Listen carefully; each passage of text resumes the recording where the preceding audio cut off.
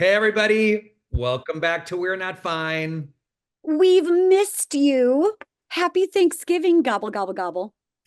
For those who celebrate. And Talia and I decided because we've really gotten positive feedback from our previous episodes on tips and tricks and mailbags about stressful holiday experiences. So we've decided to replay that one for you this week. And the reality, isn't it true, Talia? This is like a different experience for everybody. And the goal is to kind of be as thoughtful as you can about travel, about substances and alcohol that you're consuming, and food, maybe, depending on your dietary needs. But the family and friends dynamic, because this is about mental health and relationships. So the family and friends connections that people make during these holidays, I wish everybody to have a stress-free time, to be as thoughtful about who you spend time with and how you spend that time. But I'm hoping it's helpful for people to review this episode we've done before. And it was a really good one, our last year's episode. And basically, it's mailbags about different, very relatable stressors that come up for people during the holidays. And I feel like last year there was a lot of COVID going on. This year, I feel like probably the number one stressor is maybe like divisiveness or the political climate. A lot of people are scared and a lot of people are stressed, and there are lots of alcohol and lots of carbs and sugar. And so it just feels like all of the information still stands, and the tips and tricks to manage the stressors. I think you're really going to feel that we're all still here. Well, and I think as people become self-aware, I think those people who are in our offices on a regular basis work very hard to get healthy and to be as self-aware and thoughtful and honest and authentic in their lives. And it can be hard to do during this time of year, but it's Yeah. critically important. And to also have boundaries around these issues that you just kind of reviewed, Talia, the various things that might cause some divisiveness or strain for people. Know which conversations you can engage in, know which ones you can't, and have boundaries around those.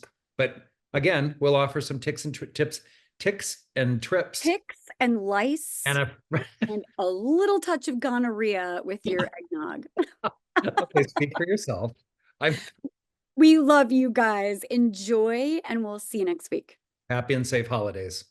This podcast represents the opinions of our hosts and guests. The content here should not be taken as medical advice and is for informational purposes only. This podcast also does not establish a standard of care, doctor-patient, or client relationship. No guarantee is given regarding the accuracy of any statements or opinions made on the podcast or website. And because each person is so unique, all listeners are encouraged to connect with counseling and medical professionals for assistance with their personal journey. All people, places, and scenarios mentioned in the podcast have been changed to protect the privacy of those involved. Welcome to We're Not Fine. I'm Dr. Talia Jackson. And I'm Doug Jensen. We thank you for listening every week to our deep and thought-provoking conversations about relationships. But yeah, we're going to do some mailbags today about holiday issues. And I love these people who wrote in. It is like such a very common experience for people to have what it is that these people are describing. And I laugh when I read these because these people have written so beautifully about what their experiences. So we're going to do a couple mailbags. And then of course we're going to talk about typical stressors and how to manage those stressors. To remind you to really, really take care of yourself during this holiday season. I really just think about there are so many people that can't get enough of the holiday spirit. They love it so much. They live for this time of year. There's so much joy around the food and the tradition and the families. And I always think about that versus the people that I hear more often that I really should love them, should be excited, but it's so stressful, or I'm dreading these parts of it. And so no matter what, holidays on our minds. So yes, we are going to dig in. So let me give our first. Want to do the first one? I would love to. And then of course we will discuss it as usual. So first mailbag comes. The holidays. When you have to spend what are supposed to be the most joyous days of the year around the family who normally couldn't get two shits about you. Oh my God. Spoken to you all year, very actively stands against everything you believe in and are openly judgmental about your life choices, even though you haven't even seen these people in a year or more. But if you try to be an adult, take care of yourself and mental health, and do the holidays your way and not involve said toxic, horrible family, you are suddenly breaking your mother's heart by not wanting to be around her family. Oh my God, that's so real. Is that just so good? That's why I smile when I read this and I laugh, because I'm like, this person is such a good writer. Then you got to have anxiety over not being a complete disappointment to your family to be around. So you just suck it up and go. Then hello, extra weeks of even more anxiety, dreading events that realistically only last a few hours. But somehow they are the most uncomfortable family hours of the year. How do people deal with this without completely going insane? Oh my God. I just want to know everybody's experience, because I feel like everyone on the planet can relate to this. Yeah. Yep. I just keep on thinking about, I was 40 years old. I remember this so specifically because, you know, I'm Jewish, but I married a Christian guy 5,000 years ago. And we were, you know, going to have a Jewish home, raise our kids Jewish. And then every year that went by, it was feeling a little more interfaith and a little more like, I don't know, how important is it that we just have to choose and be all in? And then I remember I was 40 years old when I was brave enough to keep our blue and white stockings on the mantle when my mom came over, because it was a good 4 or 5 years that Jewish people don't have stockings on the mantle. And just because they're blue and white does not mean they're Jewish. And it does not mean that it's Hanukkah, but it was our like interfaith. Like I thought they were fun and cute and I wanted to do that. And I was feeling less like we needed to have it be like, oh, only one religion. Yep. And so I used to, when my mom would come over, I would rush through the house and take it's the breaking your mom's heart part of like how much time and effort and bending over backwards to not break mom's heart about all of these different things, because the expectations are so unreasonable, I think, of like how holidays should feel.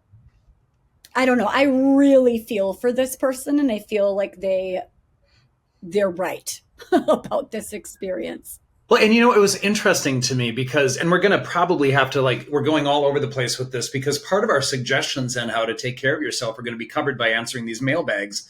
You know, I think one of the pieces that I'm very struck by is this person made one line in that mailbag about wanting to see certain family members and so has to suck it up and just go to the event with the family members that she does not care for. You know, and there's so many things that I would say about avoiding those difficult conversations if you are going to go. But as everyone might recall from our Thanksgiving episode last year, I'm someone who says, don't fucking go anywhere you don't want to go. Don't make your life more stressful. You don't have to attend family events. There's a million ways to ritualize holidays, whether you're alone, whether you're partnered, whether you have a family of your own. But the best thing I ever did for my family was when I said, we're going to have our Christmases at home. So you kids are going to, I have 2 kids. We're going to open your stockings at home. We're going to eat incredibly well on Christmas Eve and Christmas Day, because we do celebrate both despite not necessarily identifying with the Christian faith.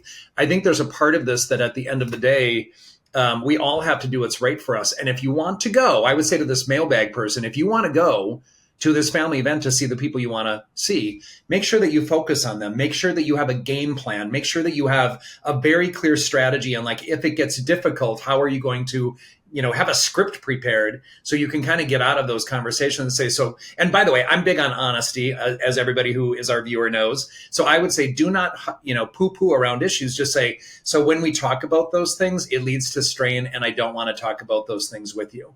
And one of the things that I've been, I have a person I work with who has had people just consistently dig in on those topics, even if they have set their boundaries. And I'm like, at some point, you just stop going. And, I would reiterate and say, so I've asked you to stop talking, and I'm going to ask you again, and do it in front of people so that there's kind of this social pressure for this person to shut the hell up about their, whether it's bigoted ideas or whatever they happen to be, which is kind of what the sense is that I'm getting from this mailbag, is that, that person is living their life in an honest way and they don't have approval from some people to do that. Fuck that. because really at the end of the day, you get to live your life and you get to love who you love and you get to make those choices as long as it doesn't hurt anybody. And it's not fair to say because someone's just uncomfortable with it that it's hurting them. That's not how it works. That's right. And I feel like that's sort of the moral of the story is maybe you think about all of the holidays as, okay, do I disappoint great aunt Jamie, who I don't really care that much about, or do I disappoint myself? Right? Or it's like, do I look out for my children and their experience of the holidays, or do I get bullied by the extended family? And I know, Doug, when you were saying like, I'm all about directness and honesty. And in the back of my head, I'm like, I'm all about avoidance. And if you don't have, and I was like, this isn't healthy. But if you don't have to go, then like, do you? Like, why would you go? Also, I feel like one of the best things that COVID has done for the world, maybe the only silver lining, we have so many excuses. Congratulations. You have so many excuses. If you have kids, cats, dogs, there are more excuses. Someone could come down with a fake case of COVID just to not have to do a big family function. Doug would say, just tell them I don't want to go because I don't. Of course. Why was he put around? Go ahead. I would say, like, I have so many fabulous excuses that you could borrow from me that sound maybe far-fetched, but who cares? Because the bottom line is it's all about you choosing what you want the holiday to look like. And sometimes it's not possible, but a lot of times you can do it. If you are okay with the reality, are you ready? You're kind of a disappointment.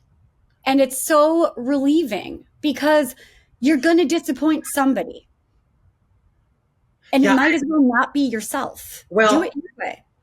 Yeah, I mean, I really think the goal is to not care. As long as you are doing what's honest for you in this life and you are living an honest life, I really believe you should not care what other people think if they don't support you for being who you are and living your life in that honest way. Like, I have a really strong feeling. In fact, it's funny, in my meeting with Talia yesterday, we were talking about different types of ways of identifying. And she said, some people might want to be a toaster. Some people might want to be a cat.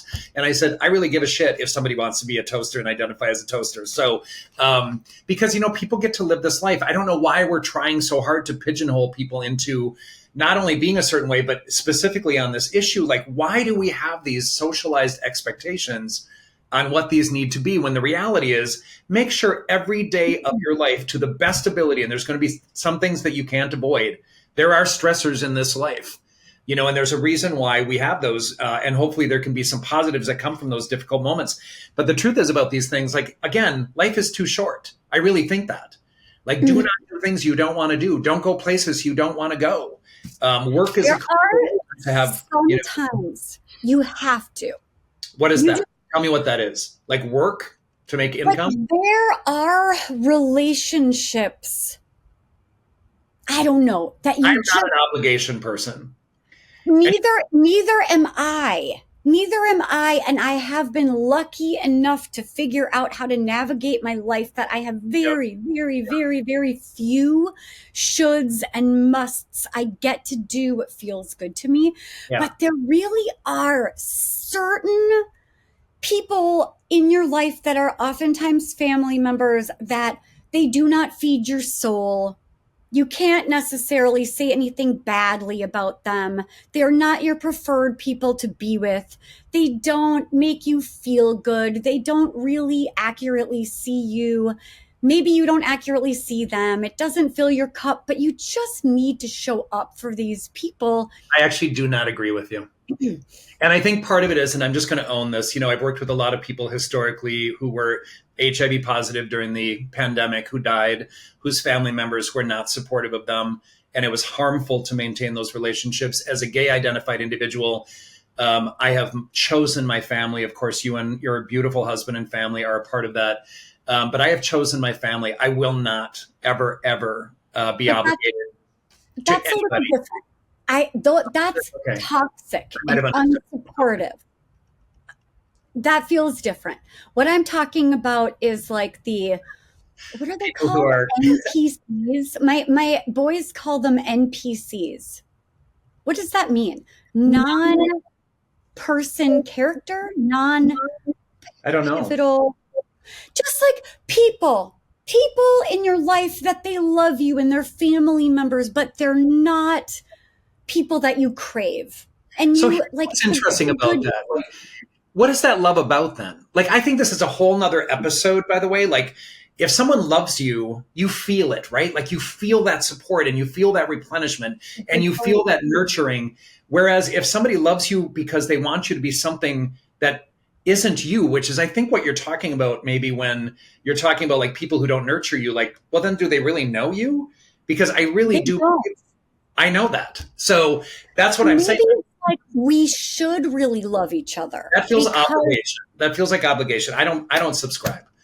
But and I think there's a lot of people who do what you do. Like, it's my dad, so I love him. Well, when he beat you and was an alcoholic growing up, I don't know that that's love, and I don't That's encourage. toxic.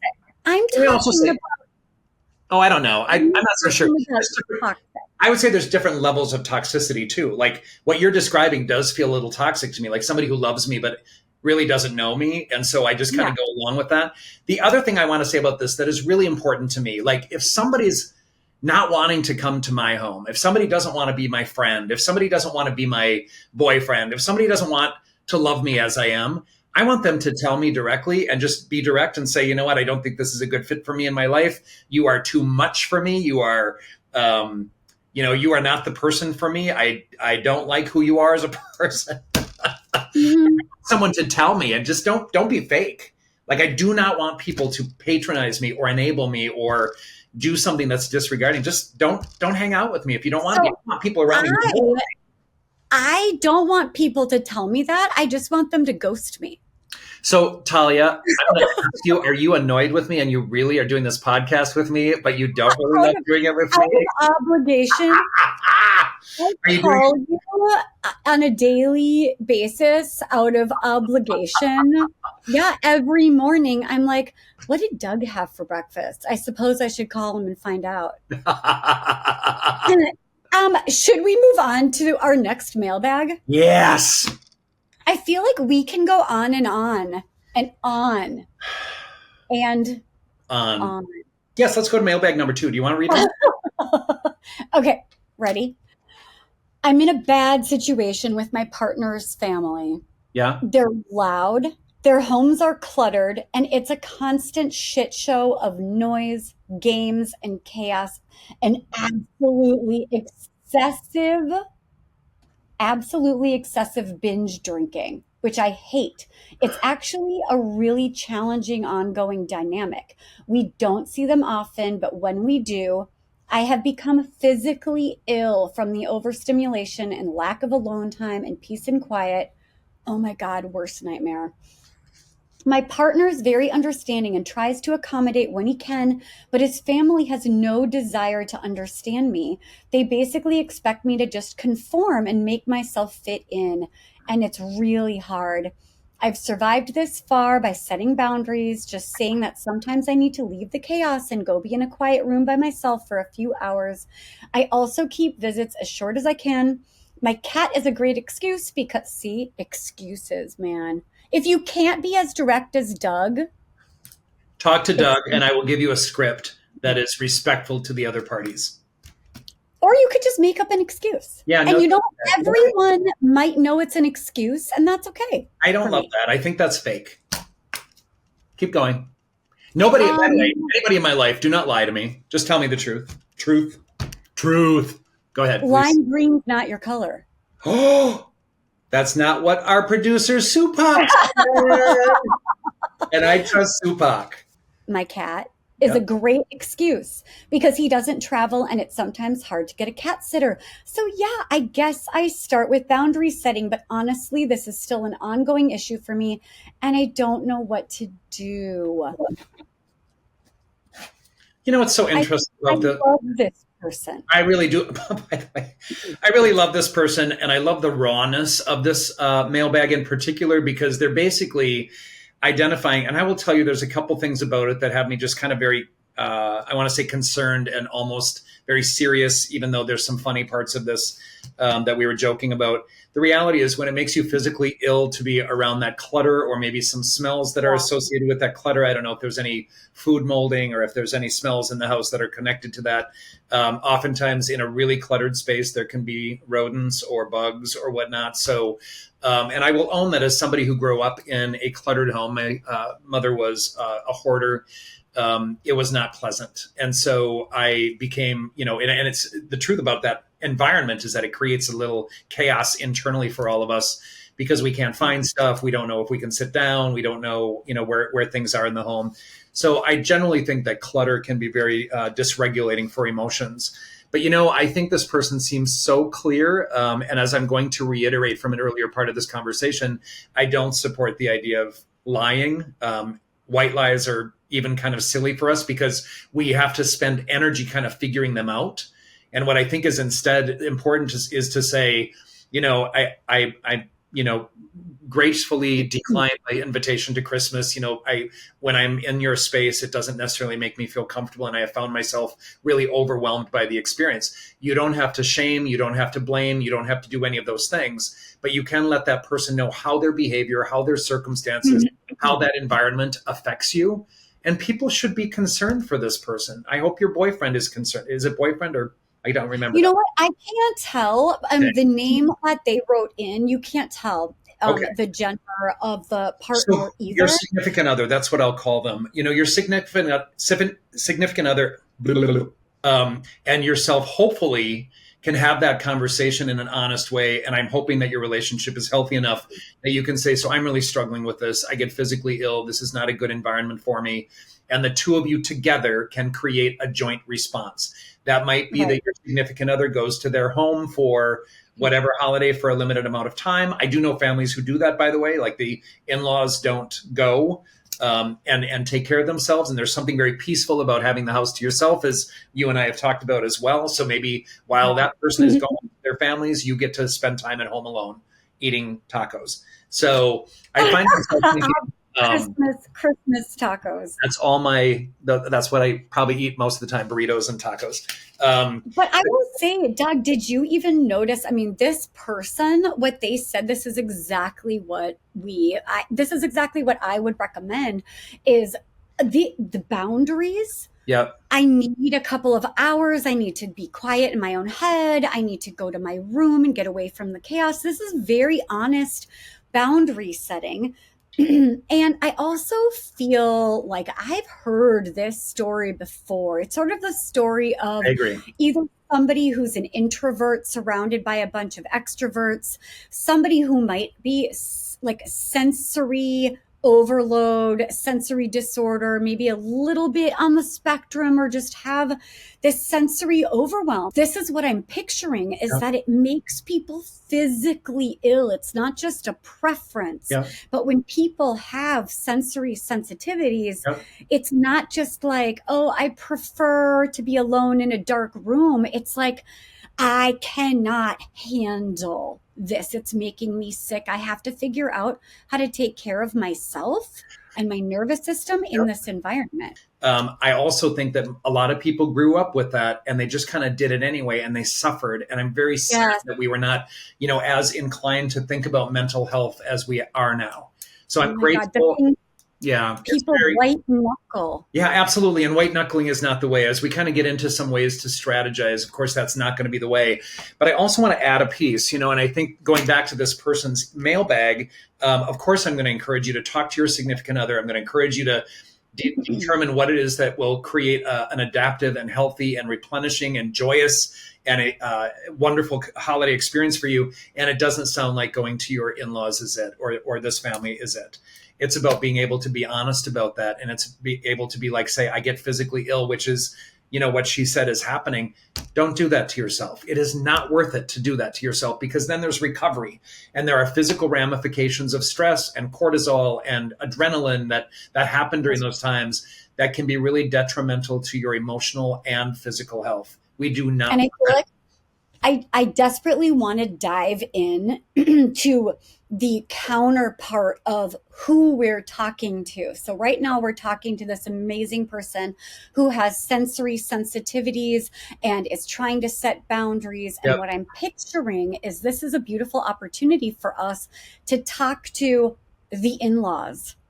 All of the in-laws that have these expectations and they're rigid and they're disappointed and they're frankly really judgmental over our beloved children's partners who aren't fitting into the crowd. They're not fitting into the way we do Hanukkah and Christmas and Kwanzaa, and they're not fitting in. We're like this, they're like that. And there's this real call to kind of judge and make them feel other, make them feel guilty for taking so much space, or maybe even take it personally. If you know yourself and your needs, and you can speak your truth, regardless of a fear of disappointing others. And if you're lucky enough to be in a situation where those that you're telling are attuned and they love you and they care and they're not taking your needs for regulation personally, there could be opportunities in these family situations to put out what you need. And I don't know, maybe have the best of both worlds. Say, we love you guys. I have a lot of sensory stuff that makes this kind of miserable unless I can come and go. We're going to get an Airbnb 2 blocks away. So I guess the mailbag, my message is, you, whoever you are the only one that knows if this is a workable situation or not. But maybe there are some shades of gray here of like, okay, maybe I can do the in-law thing if I'm staying somewhere else and I just pop in for 2 hours. Or maybe I could if I'm taking care of myself. Does that make sense? Well, it makes sense. You know, I could be wrong about this, and I'd have to look more carefully and have you reread it. But it felt like she seems very clear, like that environment is not something that she can tolerate, except you're saying maybe there are things about that you can tolerate. Find a room that is less cluttered, or come and go and go in for 5 minutes and go, which feels really kind of crazy making to me as well. But I think that's what's the bottom line is: take care of yourself, listen to yourself. That's right. You're saying try to find maybe a way, if you can, to find some reasonable accommodation. If you can. Yeah. Yes, if you can. Right. And also, there's no one that's going to be rooting for you more than Doug and I. That's if you know that you can't, then don't. I agree. So good luck. And, you know, before we go in to like some specific strategies and how to manage all of this, there was a mailbag as well that is not really a question, but we found very inspirational, you and I, as it relates to like how to manage something that some people would feel like that doesn't make any sense. I can't imagine that being me. But this person writes, and we wanted to read this mailbag to you because this person has a total way of looking at things a little differently and has a reframe that is incredibly, I want to say again, inspirational and meaningful. So love it. This person writes, I'm looking forward to spending the holidays alone. Which I think a lot of people, again, have this immense kind of internalized, socialized piece of this, that they have to be around other people, or this Norman Rockwell experience has to be it. Hell no. Well, do you remember even in was it the last episode or the episode before that you were talking about Jomo. this? Yes, the homo with Jomo. Oh my God. It was that conversation where you were talking about it was a friend maybe, or a friend of a friend, that his favorite way to spend the holidays It was a colleague. a colleague that like buys a whole bunch of desserts and like sits and has these desserts. And I even was guilty of being like, oh, because I was thinking Bridget Jones all by myself, crying into your ice cream. And it's not that at all. Can I tell you? Yeah. An important message. Yeah, it's incredible. So this person writes, I'm looking forward to spending the holidays alone. My ex broke up with me and left me with 3 dogs. I don't have a car and can't travel on public transportation with 3 dogs, so I will not be able to visit anyone for Christmas. I don't think anyone will visit me either. I'll have the most relaxing Christmas ever this year. I'll watch movies and cook something just special for me. I'll get snacks and gifts for me and the dogs. I'll call my mom, who's also on her own in another country. I always got so stressed out about this time of year, all the money I had to spend and all of the traveling. But this year, I'm actually looking forward to it. That is so meaningful to me. I don't get along with my family. I don't love my boyfriend's family. And I've decided I'm not pleasing everyone else this year. So me and my elderly cat are going to watch movies and eat cheese and drink wine. Amazing. She writes amazing. Treat yourself to a fun special meal, get cozy, watch movies, maybe a face mask, nice candles, wine. It's fantastic. When I did it with a friend, we did fun little mood boards and gingerbread houses. So this person, wow. Yes, it's next level. It's like also it starts out with ex broke up with me. I'm all alone with, 3 dogs, an elderly cat, whatever it is. But what a beautiful way to reframe that as actually this is an opportunity for me to do the holidays exactly the way that I want to. And I have always been a believer that there can be the same exact situation. And this is what cognitive behavioral therapy is all about, right? Yeah. The cognitive reframing. There could be the same exact set of circumstances, and one person will feel like the luckiest person in the world. And then someone else in the same circumstance will feel like the unluckiest person in the world. And what's the difference? It's like what you're highlighting. And some people are better able, this is like the Dr. Henry Emmons episode 2, but some people are more able to see the bright side or reframe the situation. If you can't get out of it, you better get into it kind of vibe. Like, how can I make this more fun and bring the joy back in to the holidays? Yeah. Winning at life here, winning at the holidays.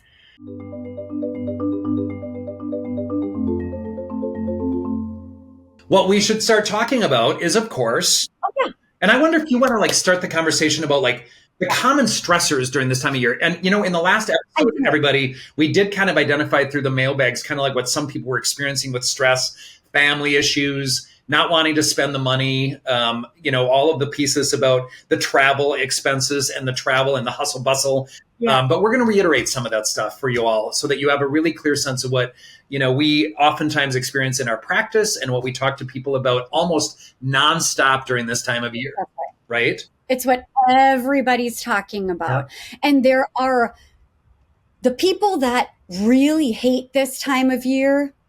It's because of these stressors. Yep. And I also want to later go into all the reasons why people actually love this time of year. It's a good reminder for both. Yep. So here are the stressors.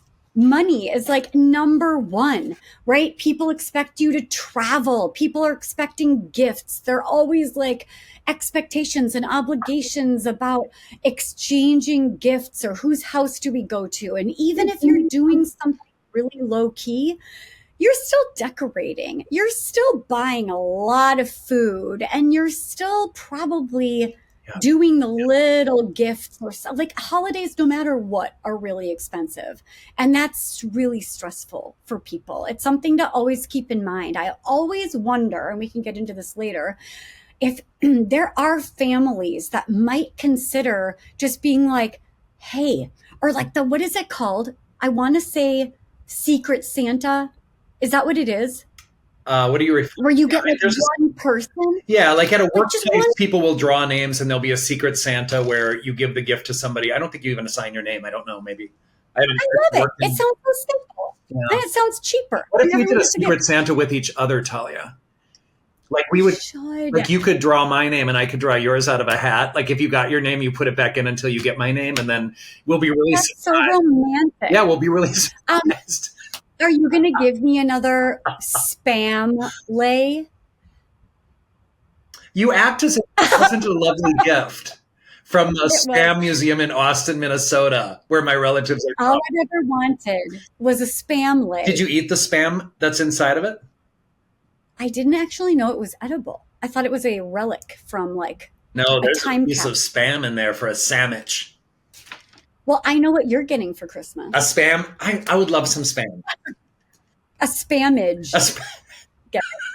That's a combination of spam and sandwich. A spam. That is. Okay, I got you. It's because we finish each other's sentences. You're supposed to say sandwiches. Oh, Doug. we don't finish each other's sandwiches, do we? We do finish each other's pizza when we go to Whole Foods and we buy a piece of cheese, a slice of cheese. I think we were literally eating it at the same time. I got you like in real time. That is like Can you do that again? Okay, are you gonna do it with me? Nope. God, you really like set me up and leave me high and dry, just like the whole Shazam thing. I've got my eye on you. Sleep with one eye open. That's all I have to say. Money. And then dealing with the family and the in-laws. We talked a lot about dealing with the family and the in-laws last time. So we might just breeze through because we got a lot of good stuff on that in part one. And also the kids and our own dysregulation and the chaos and the expectations of, family traditions that start at the kids' bedtime or hyped up on sugar and screens and cousins and the nightmare of the joyful chaos. Yep. A lot of people, depending on where you live, I feel like maybe this is not an LA problem, but it's definitely a Minnesota problem, is seasonal affective disorder. As you know, we're in Minnesota. It literally sun is setting at like 4:30 and 5, and it feels like midnight by 5:15. And it just makes people really tired. Maybe not everybody, but just like tired and unmotivated and sad. Well, and I want to comment on that, and it's also colder. I mean, the temperature gets a little bit colder, which, as everybody knows who watches the podcast regularly, I thrive on the fall weather. The 60s, the 70s are really my zone where I do the best emotionally. I don't do well in the heat. So I will also tell you, though, that, my older daughter lives in LA and has maybe a different experience even of the holidays because they are used to a white Christmas and they're used to the winter and the snow and all of the things that come with that and the white Christmas, right? Even though we sometimes don't have them even here in the Midwest. I will say that, they come home for the holiday and I think enjoy that, but then get to go back to that moderate weather. But that heat all year round, my younger did not like at all. So moved to Chicago. Interesting. Oh my God, did not tolerate it. And also played hockey, right? So just has in their kind of system, like to have those changes of seasons. So moved to Chicago to get some of that colder weather again, which, the lake is such a fascinating piece of the Windy City. So it's a little bit different climate there too, from where what I've experienced. But it's interesting. I also want to say about seasonal affect. So I do have the opposite. I have some depressiveness that comes over me and some low energy and low motivation during the summer months. I just do not do well with heat. So like I am different. I'm a Mediterranean person. I can't get enough. I'm like a lizard on a rock, soaking it up. Oftentimes with people ask me, describe Talia. I say she's like a lizard on a rock. With a margarita. An iguana. Yep. I'm iguanalicious. Yeah. And I will say fall was absolutely magical this year. And we still don't have snow. It's crazy. I'm loving this weather. And winter is really depressing for me. It's so dark and so cold. And you know what? Hot cocoa and fires and puzzles only get you so far. Oh, I don't know. They get me really far. Although I have noticed, by the way, as I've gotten older, I will say, and I've talked to my friend who can prescribe medication, I have found myself in late January kind of feeling some down mood. So I admit to some seasonal affect that as I've grown older has been more prevalent. And I just, I want to say on that, not to get too far into, strategies, et cetera, but pay attention to that, folks. I think we kind of try to dismiss some of our mood. We try to diminish some of those symptoms that show up for us, but pay attention to those. And please talk to your doctor or physician or medical provider or, nurse. Yes. Talk about those things with those people. Happy lights. Yeah. Have you ever heard of these full spectrum happy lights? They actually really do help. Are you going to show me yours? Show me yours and I'll show you mine. Mine is actually attached to something I can't. Is that why you are so bright-eyed and bushy-tailed? Wait a second, it's off. I know. I don't even know how to turn it on. Oh, wow. You know what? Friends, if you do have one, you should learn how to turn it on first. And our last That is concerning. two stressors that really come up often. I mean, it's also election season, which no matter what side of this election you're on, it's stressful. Yep. You got to admit. And also, regardless of your religious beliefs, there are a lot of holidays. A lot of holidays right now. Everyone is in the holiday hustle and bustle, even if your holidays look different from each other, because they're all at the same time. There is sort of this expectation of everything being like big and commercial, and that's really stressful for most. What do you think, Doug? Well, I think all those things. I think that was a really nice summary of kind of, all the things that oftentimes are general stressors that people experience. And I just want to, before we go into some strategies on how to manage that, I want to specifically talk about like what I've noticed in our work over the course of time, and feel free to add to this. I find that either people kind of just decide to plow through, this is what I have to do, I know how it's going to be. And so I just have to like buck up and get through it and spend all this money, go into debt, ring up my credit cards, all that sort of thing. Please don't think you need to do that. And we're going to talk about managing that a little bit differently in a bit, but don't go into situations that make you feel bad after. So oftentimes what I think some of the aftermath of the holidays is this letdown, like, oh shit, now I have a $10,000 credit card bill. I spent too much on people. I bought expensive things that I could not afford necessarily, that weren't in my budget, which we'll get to the budget part. But I really think it's very easy, and you and I have talked about this. So I think with all of those things that you referenced, it's really easy to lose perspective. And I always encourage people, and we're going to talk about managing this as well, but make sure that you keep in touch with yourself and you listen to yourself, especially during this time, so you don't lose that perspective and you don't kind of go off the deep end. But my biggest concern, honestly, is kind of the physical and emotional ramifications and manifestations of that stress. I mean, cortisol, adrenaline, cortisol can affect so many things. It can affect mood, libido, weight gain. It can be a skin issues, difficulty sleeping. I mean, we have so many different things. This is also a time that we drink a little bit more. And so I think because of New Year and champagne and the expectation on that, there's a lot of people who kind of drink themselves into oblivion on the holidays. And also the stress, and people are self-medicating. Yeah, for sure.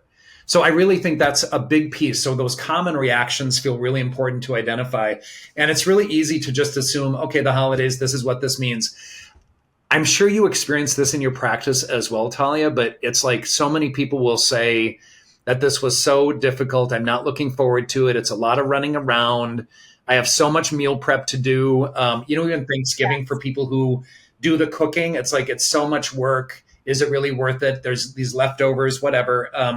I think Thanksgiving is such a beautiful time because we don't have gift exchanges during those holidays generally for people. And it's not religious for the most part. I mean, if we think about like the indigenous piece, that's right. It's easy to feel really disgusted with the whole holiday. And I absolutely respect people that have rejected it entirely.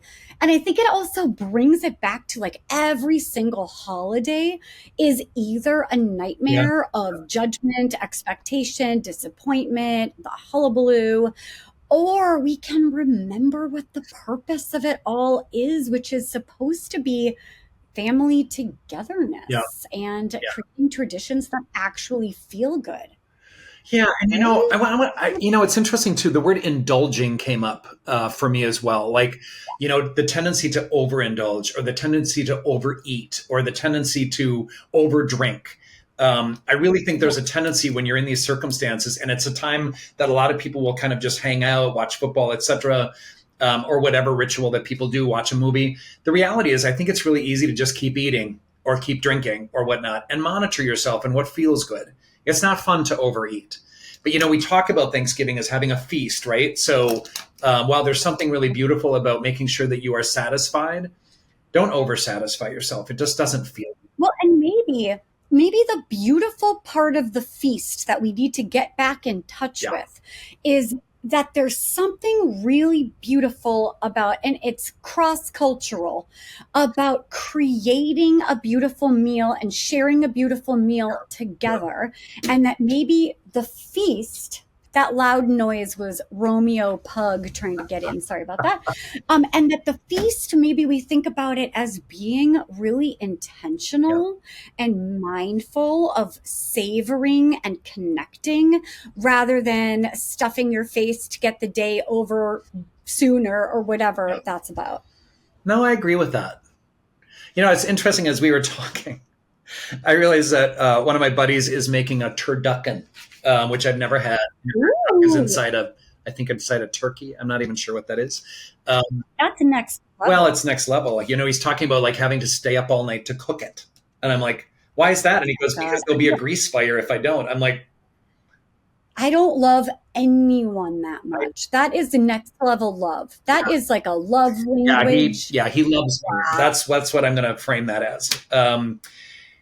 He's also really good at cooking, so I have zero doubt that it's going to be amazing. So let's go into like how to manage all of this. And what's interesting is, Talia, I found myself joking laughing in my head, I should say, about planning ahead. Like I want to say plan ahead, like be very thoughtful about like what you're going to do, what you really want this to be. And so I think that imagination of what it is that you want this to be and what you want your Thanksgiving to be or any holiday that you celebrate after that, like what do you want it to look like? What will replenish you? What will give you joy and satisfaction? One of the ways, and you've joked about this in the past, my kids know that around September, make sure to give me and their mom a list of things that they want for the holidays so that we can, if they're, my children sometimes order things that are from Japan or Korea. And so I find myself really benefiting from having a little bit of time to get those things ordered because it takes time to get them. So that planning ahead. I feel like you are a public service announcement to all of us that have ADHD and trouble with executive functioning and planning. You guys, listen to what he's saying. There's still time. Do it today. Don't be like me. Don't be like me. Be like Doug. Be like me in every other way because I'm way more fun. Here's what's really. I'm sorry. Did you just say you were way more fun? Yeah, I'm literally way more fun. I'd like people to write in on what they think. I'm kidding. Who's funnier?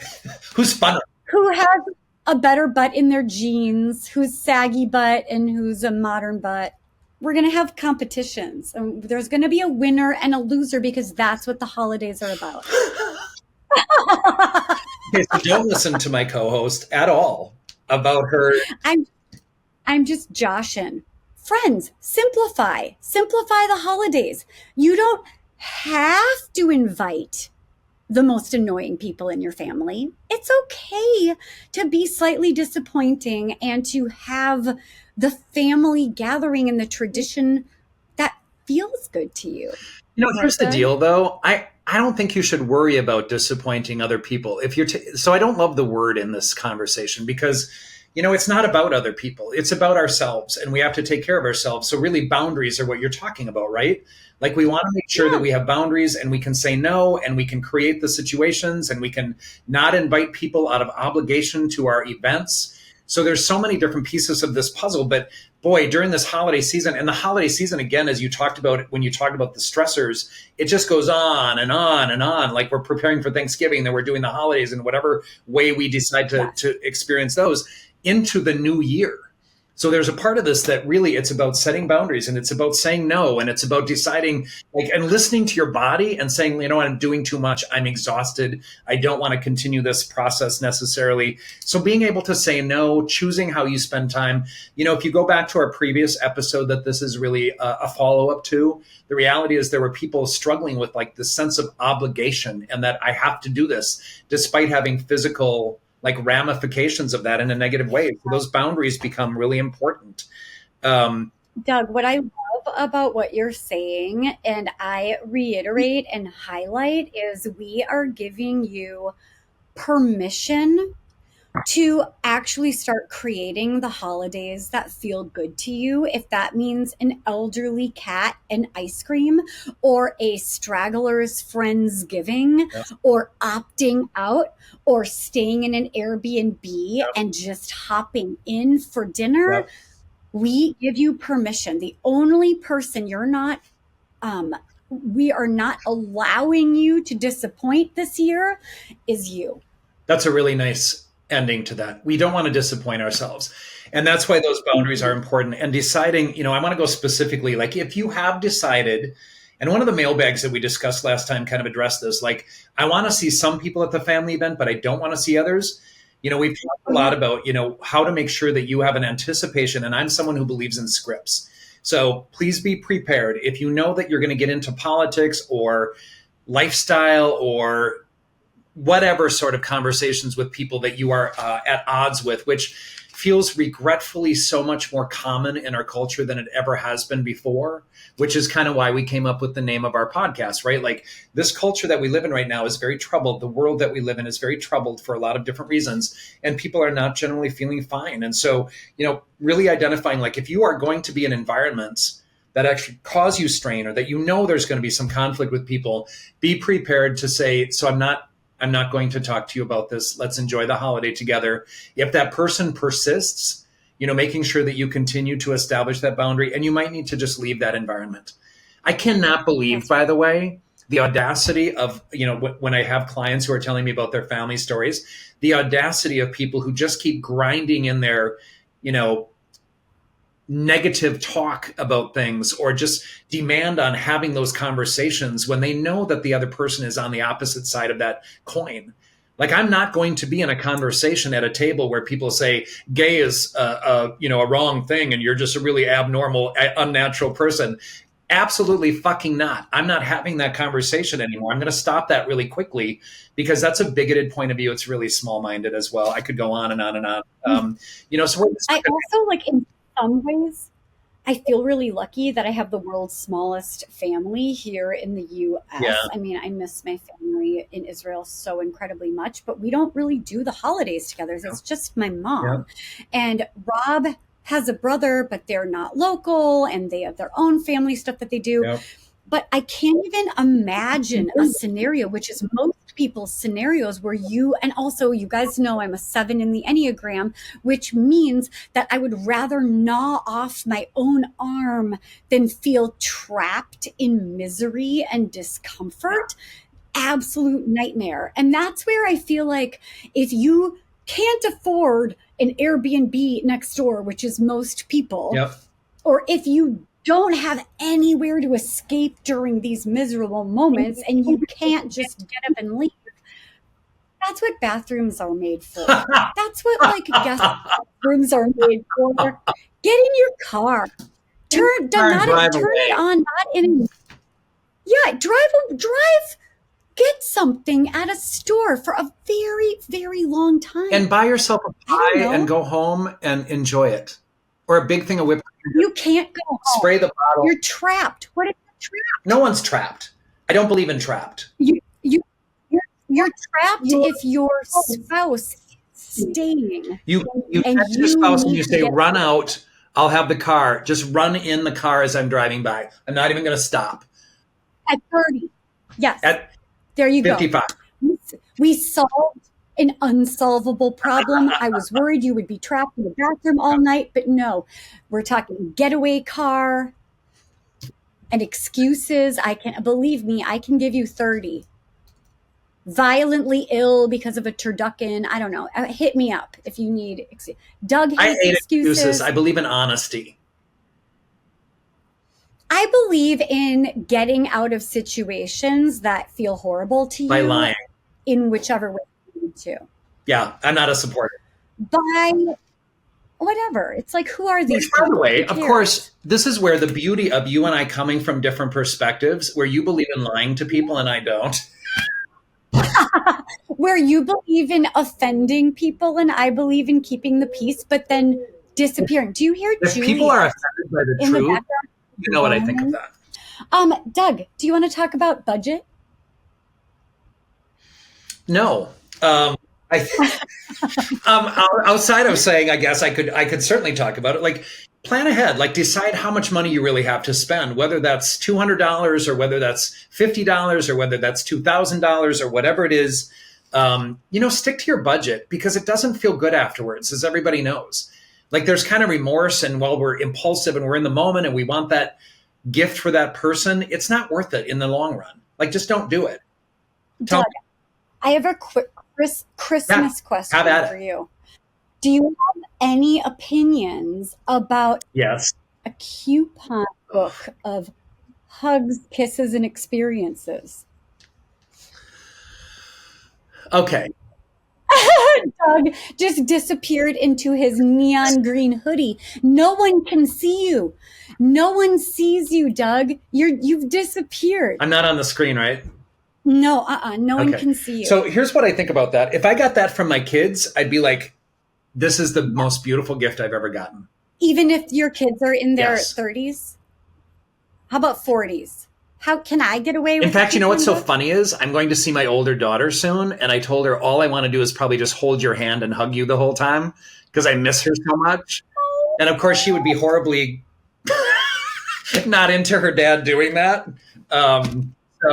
Oh my God, that is the sweetest thing I've ever heard. And it just like, I was just talking with my eldest about this the other day, about there's something really tragic about the adoration, obsession, and love that flows downstream from healthy parent to healthy child, right? It's like you can assume if your parents are healthy, they love you so much. All they want to do is look at you and gaze into your eyes and sniff you and hold you. And I did tell her that, by the way, yesterday on the phone at the end of the night. And did she say ew? I don't remember how she responded because I remember being prepared for like a negative.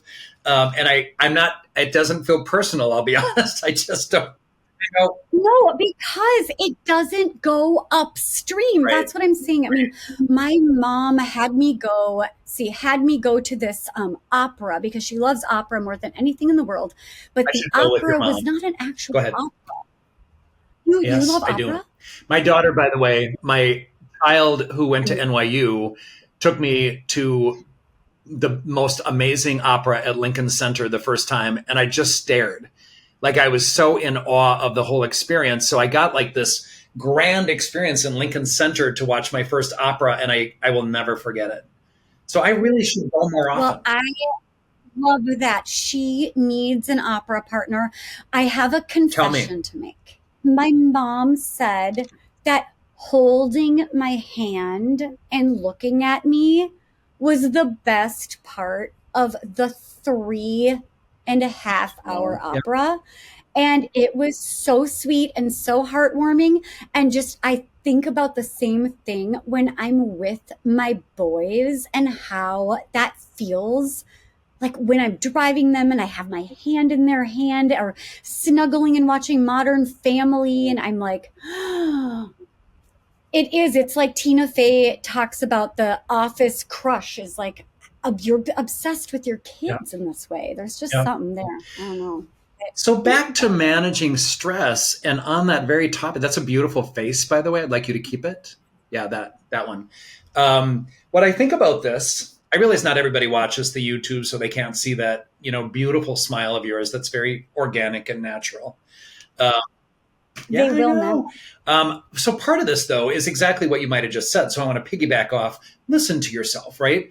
So again, managing the holidays, be sure to listen to yourself as you're in the environment, as you're sitting at the Thanksgiving table, as you're sitting, and this goes for the second holidays or the third holidays that you decide to indulge in as well during this time of year. But just make sure you listen to yourself and make sure that you respond to that internal experience. I would say that that's a really important part. And when you feel anxious or you feel stressed or you feel, overwhelmed, make sure that you listen to yourself and do something in response to that to make that managed differently. I want to go just generally. I always say this, and then anything you can add to this about managing, right? Like eat, sleep, exercise. I've said this a million times on this podcast.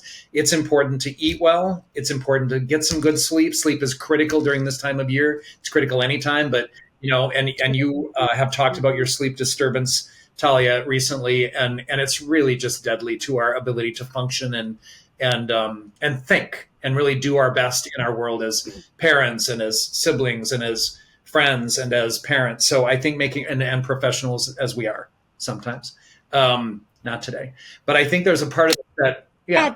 And then, the exercise piece, and there's so many different ways of doing this. I know a lot of people who take walks, and we're so fortunate to have this really lovely weather in the Midwest right now where it's like 60s and it's, late upper 50s. It's really a beautiful time of year to kind of get out and make sure that you are getting a walk or you're lifting or whatnot. I actually did some lifts, some bicep curls before this particular podcast. So, ooh, I'm impressed. It's easy. I walk in my basement and I do some bicep curls, which always helps. Yeah, for sure. I agree with what you said. And I love the idea of it figuring out how much of this stress that happens in the holiday is our responsibility to manage. What could we be doing better to take better care of ourselves so that we're not maybe as overwhelmed, resentful, feeling obligated and irritated, and how much of it is not ours, and what we want to do about that. Are there opportunities to recreate tradition, pick and choose, really study the parts that feel like they're full of dread and obligation, and the parts that are like, all I really want to do is this, like, I want to make cookies and eat sushi. I had a couple that they were amazing cooks. They created this big elaborate Thanksgiving, but the best part of Thanksgiving for them was the day before Thanksgiving. They were in their pajamas. They ordered sushi and they did all of the cooking prep, listening to music. And then it was literally the sentiment was, who cares about Thanksgiving? This is our favorite tradition. Everyone in pajamas eating sushi, creating this beautiful meal. And I always think really about beautiful. That. And that's what I feel like the tradition should be. I agree. Be. I love all of that. I really, I love that story. Because the other part of that is it doesn't have to be the same meal. It doesn't have to be a traditional Thanksgiving feast of turkey or turducken. In my case this year, I've never had one. I hear they're, we'll see. I look forward to trying it. Turducken, keep on trucking. Oh, that's clever. Yeah, You're welcome. Love that. I think we need t-shirts. Well, is there anything else you have to say about this? No. Well, yes, subject? I do. I want to say to all of our viewers, we are so grateful. Thanksgiving is a time of giving thanks, and I really think we should do that every day. But I am incredibly thankful for where we are. We have received the most amazing feedback from people. We have received such support, and we have such excitement about moving forward with the We're Not Fine family that we've created. I'm grateful to our team, so I publicly want to say thank you to all of the members of our team, Alex, John, Jeff, Supak. So glad you've come on board as our... And don't forget about Jamie. Jamie is a part of the team too. Yeah, so Jamie, Rob, Josh, all of the external people who are a part of this process, who have helped us out. Thank you to all of our guests who have so graciously been a part of our process. I do want to say thank you to all of you. I'm very grateful. I feel like sometimes the luckiest person on the planet to have my friends, and this podcast experience has been amazing with you, my dear. I love you so much. I am so grateful after many times of asking you to do this with me that you agreed to do it. So this is so beautiful. And yes, our date where you invited me to become your pod over spouse, sushi, by the way. I said no 3 times. Over sushi and cocktails. And I was like, oh, I get a sweat mustache every time I think about talking in front of people. Oh my God, look at this gratitude. I am like rolling around in it. I love you so much. And we wouldn't be able to, like the magic that we have together, I think is really special. And I feel like we're modeling a very special kind of relationship, and we have to work at it. This is real. This is not fake. We are working and we are loving and we're navigating and we're negotiating and we process all the time. I'm helping Doug become a better version of me. Just kidding, guys. That's like the opposite of my whole, I just thought it was funny. It landed flat. Is anyone laughing? I'm laughing. I am also incredibly grateful to our beautiful team. I love our podcast. I love our people. I love the direction. I cannot wait for you guys to come along on this journey, all of the twists and turns. It's going to be amazing. And if you got value out of today, please like and subscribe. You can follow us on YouTube. It's We're Not Fine. We're actually funnier 3D maybe than 2D. I don't know either. I think that's a preference. We'd like to know. Socials. Dr. Talia Jackson. Douglas L. Jensen with an EN. We're Not Fine Pod. Follow us. Tune in. You know, we have we'renotfine.com where you can subscribe and give us your email, and we'll be updating you on all of the events related to WNF. I like using that acronym these days for We're Not Fine. That's what that stands for. And then I also suggest that anyone who has any questions for us about relationships, about mental health, about managing life at this very complex time in history, please go to we'renotfine.com, submit your questions to us on that site, and we would be delighted to hear from you. Please, around. We live for the mailbags. Live for them. It's our jam. That is correct. We love you guys. Happy holidays. Love you all. Thank you so much. Happy holidays.